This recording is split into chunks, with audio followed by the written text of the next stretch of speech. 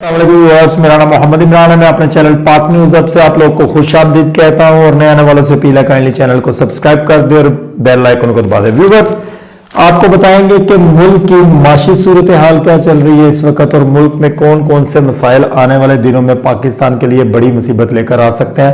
पाकिस्तान के साथ साथ यहाँ की जो अवाम है वो अपने बहुत सारे हसास किस्म की जो चीजें हैं, पाकिस्तान की जो इनके पास हसास किस्म की हसास नौयत के ऐसे हथियार हैं जिनसे पाकिस्तान को महरूम किया जा सकता है। और ये सारे का सारा प्रोपेगेंडा में इंपोर्टेड गवर्नमेंट का जो हाथ वो सबसे ज्यादा है, उसके बाद रजीम चेंज प्रोग्राम में शामिल लोगों का और इस इंपोर्टेड गवर्नमेंट को पाकिस्तान के ऊपर मसलत करने वालों का बहुत ज्यादा हाथ है। कल तक पाकिस्तान के डिफॉल्ट होने का रिस्क जो 75% था, आज वो 80% हो चुका है। इंपोर्टेड सरकार की नाअहली और नालायकी की वजह से जो मुल्क इस वक्त तबाही के दहाने के ऊपर खड़ा हुआ है, दो जो इसमें वजूहात है उसमें सबसे फर्स्ट ऑफ ऑल तो मैं आपको ये बताऊंगा कि 7 माह के अंदर कर्जों की वापसी का रिस्क इंडेक्स जो 5% से 80% तक जा पहुंचा है। मुल्क डिफॉल्ट की जानब तेजी से बढ़ रहा है और ये अगर खुदा ना खास्ता हमारा मुल्क बैंकक्रप्ट होता है, मुल्क डिफॉल्ट होता है, तो इसका जिम्मेदार कौन होगा? इसके जिम्मेदार इस इंपोर्टेड गवर्नमेंट को लाने वाले, इस रजीम चेंज का हिस्सा बनने वाली 13 जमातें और इस्लामाबाद और पिंडी के जो मजाफात में 2 लोग बैठे हुए हैं। ये उन लोगों की इस अंदरूनी साजिश की वजह से ये और बैरूनी लोगों के साथ मिलकर जो उन्होंने मुल्क को इस तबाही के दहाने पर खड़ा कर दिया, असल में इसके जिम्मेदार जो है वो लोग होंगे और इसमें सबसे बड़ा हाथ हमारी इस्टेब्लिशमेंट का होगा। हमारी इस्टेब्लिशमेंट चाहे तो आज मुल्क को एक दुरुस्त सिमत की तरफ लेके जा सकती है, सिर्फ एक कॉल के ऊपर। जस्ट कॉल क्या है कि जनरल इलेक्शन जो है वो टाइम पे हो जाए ताकि मुल्क दुरुस्तगी की तरफ जाए और आने वाले दिनों में मुल्क के ऊपर जो मामलात हैं वो ठीक हो और मुल्क के अंदर से ये जो डिफॉल्ट का काम चल रहा है वो कम से कम हो जाए। आपको ये बताया कि अल्लाह जिसे चाहता है इज्जत देता है और जिसे चाहता है जिल्लत देता है। सबसे पहले इमरान खान साहब जो कि ये बात काफी अरसे से कर रहे हैं कि मुल्क डिफॉल्ट की तरफ जा रहा है, माशियत गिर रही है दिन ब दिन, इसको संभालने के लिए गवर्नमेंट को चाहिए कि वो जनरल इलेक्शन की तरफ जाए जिसके ऊपर कोई किसी किस्म के कान नहीं धरे जा रहे। बुज़े इमरान के चक्कर में मीडिया इस वक्त जो लिफाफे सहाफियां वो इमरान के पीछे पड़े हुए हैं, वो तोशा खाना कभी निकाल लेते हैं, कभी गड़ी चोर कहना शुरू कर देते हैं, कभी कुछ कहना शुरू कर देते हैं, जबकि गड़ी चोर वाला सीन भी रद्द हो चुका है। उमर फारूक साहब की जितनी कमिटमेंट्स हुई थी जियो वालों के साथ या जिनके कहने पे उन्होंने ये सारे बयान दिए थे वो सब के सब झूठ साबित हो चुके हैं और विद प्रूफ झूठ साबित हो चुके हैं। फारूक साहब को जिनको तैयार किया गया जियो वालों की तरफ से और एक खास आदमी की तरफ से जो इस्लामाबाद में बैठा हुआ है, सिर्फ इसलिए कि इमरान खान के ऊपर एक झूठ का प्लंदा खोला जाए। लेकिन ये बात भूल गए थे कि अल्लाह जिसे ना गिरने दे, अल्लाह कभी भी उसको गिराता नहीं है किसी की नजरों में। इन्होंने पूरी कोशिश की कि इमरान खान साहब के ऊपर एक ऐसा इल्जाम लगाया जाए जिससे अवाम को इमरान खान साहब के खिलाफ किया जाए, लेकिन ये बात ये नहीं जानते कि इमरान खान साहब के चाहने वाले और इस मुल्क को चाहने वाले कभी भी ये बात मानने के लिए तैयार नहीं है कि इमरान खान साहब चोर हो सकते हैं। इन्होंने उमर फारूक नामी बंदा एक तैयार किया, उसको एक पढ़ाई और लिखी लिखाई एक चीज रटाई कि तुमने ये बात करनी है। उन्होंने सारा प्लान अपने प्लान के मुताबिक किया, लेकिन अल्लाह ताला कहता कि एक प्लान तुम करते हो और एक प्लान मैं करता हूं। उसने अपने उस शाहजेब खान साहब ज़्यादा के प्रोग्राम में उसने बताया कि उसकी मुलाकात दुबई में फराह शहजादी के साथ हुई और फराह शहजादी को उन्होंने जो 2 मिलियन अमेरिकी डॉलर्स उनको उनके हैंड ओवर किए और उनसे वो तोहफे खरीदे जो तोशा खाना के थे, यानी कि गाड़ी खरीदी और उसके साथ 1-2 चीजें और थी।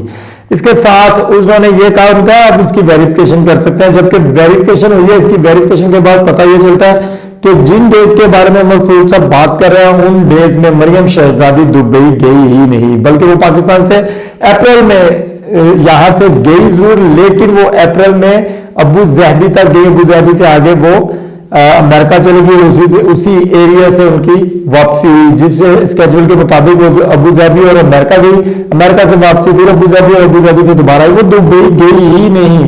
इसके अगेंस्ट अगर یہ جو فرح شہزادی ہیں اگر یہ چاہے تو یہ عمر فاروق کے خلاف جو ہے یہ دبئی میں بھی کلیم کر سکتی ہیں عدالت کے تھرو، اور یہ لندن کے اندر بھی جا کے یہ کلیم کر سکتی ہیں۔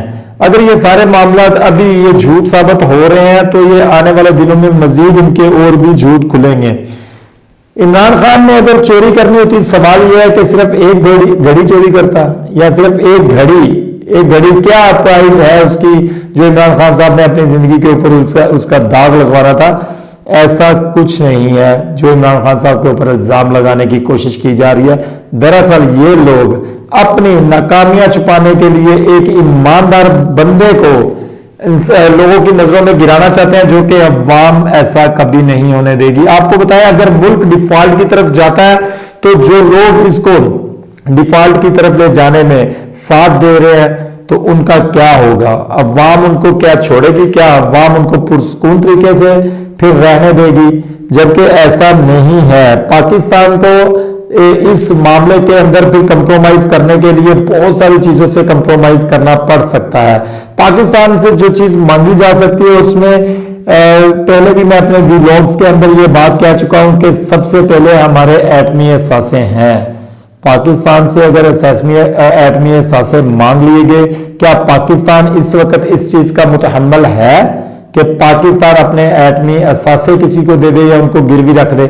اگر پاکستان اپنے ایٹمی اثاثے یا ہماری جو امپورٹڈ گورنمنٹ ہے یا ان کے لانے والے یا رجیم چینج پروگرام کا حصہ بننے والے یہ بات سوچ رہے ہیں کہ پاکستانی یہ غیرت مند قوم ڈاکٹر کبیر صاحب کا دیا ہوا تحفہ اتنی آسانی سے ان یہودیوں کے یا ان غیر ملکیوں کے یا ان غیر اسلامیوں کے حوالے کر دے گا، پاکستانی عوام ایسا کبھی نہیں ہونے دے گی۔ ہم اپنی جان کی قربانی دینے کے لیے تیار ہیں اگر کسی نے ہمارے ایٹمی اثاثوں کی طرف میلی نظر کر کے بھی دیکھا۔ اس وقت عمران خان صاحب کو پاکستانیوں کی سب سے زیادہ ضرورت ہے۔ اگر آپ اپنے پاکستان کو بچانا چاہتے ہیں ان لٹیروں کے ہاتھوں سے، ان ڈاکوؤں کے ہاتھوں سے، ان چوروں کے ہاتھوں سے، تو آپ کو عمران خان صاحب کا ساتھ دینا ہوگا اور عمران خان صاحب کے لانگ مارچ کا حصہ بننا ہوگا۔ اور عمران خان صاحب کو بھی یہ چاہیے کہ اس لانگ مارچ کو جتنی جلدی ہو سکے پنڈی اسلام آباد پہنچائیں، تاکہ آگے جو امپورٹڈ گورنمنٹ بیٹھی ہوئی ہے یا تو وہ اس کے اوپر فیصلہ لے کر جنرل الیکشن کی کال کرے یا عوام اور ہماری فورسز کو آمنے سامنے لا کر کھڑا کر دیا جائے گا۔ میں آپ کو یہ بات بتا دوں، لیکن قربانی دینی پڑتی ہے۔ جو لوگ جن لوگوں نے قربانیاں دی ہیں دنیا میں، انہی لوگوں کا اور انہی ملکوں کا نام زندہ رہا ہے۔ اگر آج ہم چپ ہو گئے تو ہمارا ملک ڈیفالٹ ہو سکتا ہے، جس کے ابھی آپ کے پاس 10 سے 20% چانسز ہیں کہ پاکستان بچ جائے۔ کوئی بھی ملک اس وقت پاکستان کو قرضہ دینے کے لیے تیار نہیں ہے۔ آئی ایم ایف جو ہے وہ پاکستان کی بات سننے کے لیے تیار نہیں ہے۔